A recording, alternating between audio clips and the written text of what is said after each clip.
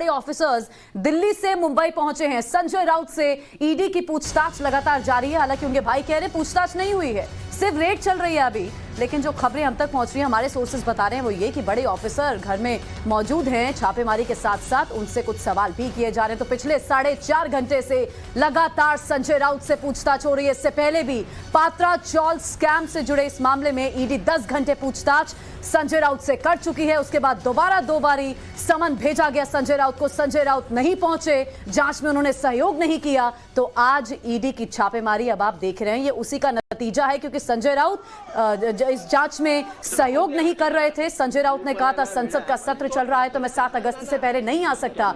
और इस बीच आप देखिए आज से छापेमारी एनफोर्समेंट डायरेक्टोरेट की शुरू हो चुकी है।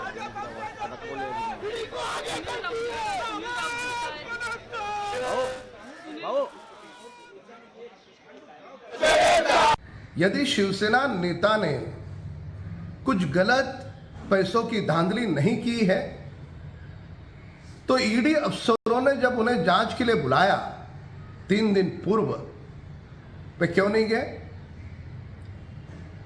अफसरों के सवालों से बचने का क्या कारण?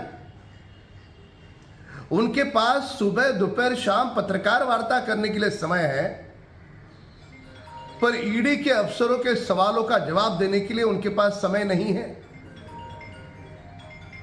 क्या देश इस बात की सच्चाई नहीं जानता?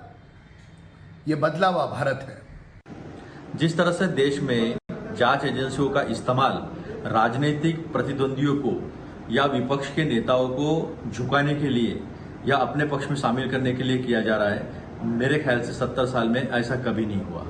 आज जिस तरह से संजय राउत जी पे रेड हुई है वो कोई नई बात नहीं थी, वो तो हमारे लिए भी मेहमान बने हैं। अगर किसी विपक्ष के ईडी नहीं पहुंचती है तो हमें अचरज होता है, आश्चर्य होता है कि ईडी अब तक कैसे नहीं आई।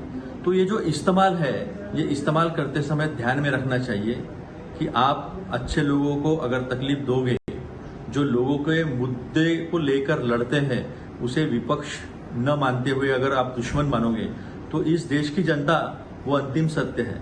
इस देश की जनता जानती है कि क्या सच है और क्या झूठ है। तो इस तरह का जो वेंडेटा पॉलिटिक्स जो है उसको हम नकारते हैं, सिरे से ठुकराते हैं और हम संघर्ष के लिए तैयार हैं। सारा विपक्ष जो है अब ईडी सीबीआई इनकम टैक्स से नहीं डरता है।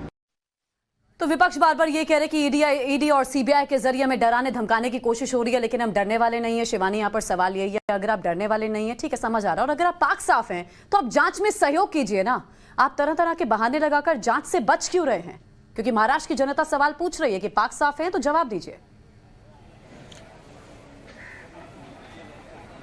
दोस्तों, बिल्कुल यहाँ पर एक चीज़ हमको बहुत गौर करनी होगी। ईडी सीबीआई का मिसयूज़ किया जा रहा है, ये लगातार शुरुआत से महाविकास आघाड़ी सरकार जो है वो कहती आ रही है।